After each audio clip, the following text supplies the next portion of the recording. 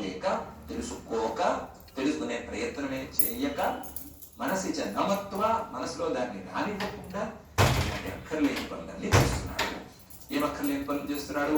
సాంసారికమైన విషయాన్ని పరమేశ్వర తత్వం కంటే వేరుగా చూసి వాటిని సేవిస్తున్నాడు.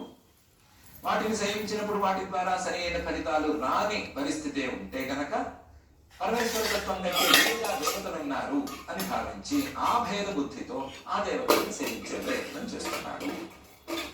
సాంసారికమైన విషయాలను సేవించిన పరమేశ్వరుడి కంటే వేరుగా ఉన్నారు అని భావించి దేవతలను సేవించిన ఫలితం సమానంగానే ఉంటుంది. అందులో ఏ తేడా ఉండక్కర్లేదు, ఏ తేడా ఉండదు అనే విషయాన్ని తెలుసుకోలేకపోతున్నాడు.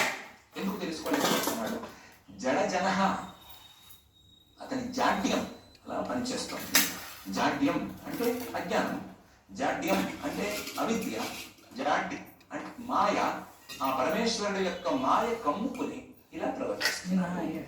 పరమేశ్వరుడు యొక్క మాయ, పరమేశ్వరుడు యొక్క ఈ అజ్ఞానం, ఈ అవిద్య, వీటి వలన ఇలా ప్రవర్తిస్తున్నాడు.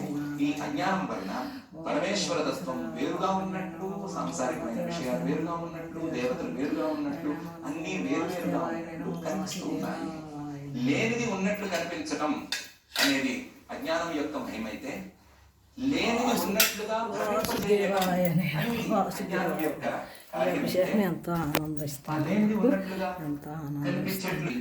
రజతాన్ని శక్తిలో అంటే ఆల్చిప్పని చూసినప్పుడు వెండిగా కనిపింపజేయటంలో కూడా ఆ శక్తి ప్రసరిస్తోంది.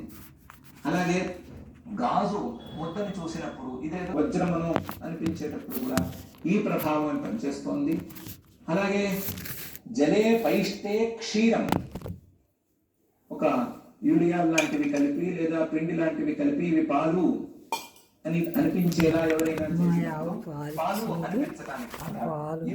అభిషేకం చేస్తుంది. ఇది గణేశాయ నమ, వాసుదేవాయ నమ, పద్మాయ వాసుదేవాయ నమో భగవతే వాసుదేవాయ నమో భగవతే వాసుదేవాయ ఓం గురుదేవాయ నమ. గురువులందరికీ అభిషేకం చేసినట్టుగా సాయినాథ్ మహారాజుకి అభిషేకం.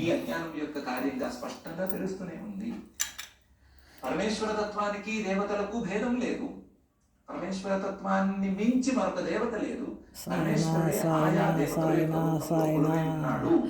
అనే విషయం తెలుస్తూ ఉండగానే ఆ పరమేశ్వరుడు దేవాధిదేవుడు, మహాదేవేశుడు అనే విషయం మా ఇంటికి ఆవిచ్చి పాలిచ్చింది అయ్యే పాలు అభిషేకం ఉండగానే ఆ విషయాన్ని ఏమాత్రం వినక, వినిపించుకోక, మనస్సు ఎక్కించుకోక నమత్వ ఇంకా నీళ్ళ అభిషేకం, గంధ అభిషేకం అన్నీ చేస్తాను. అంతా ఎక్కువైపోతుంది కదా.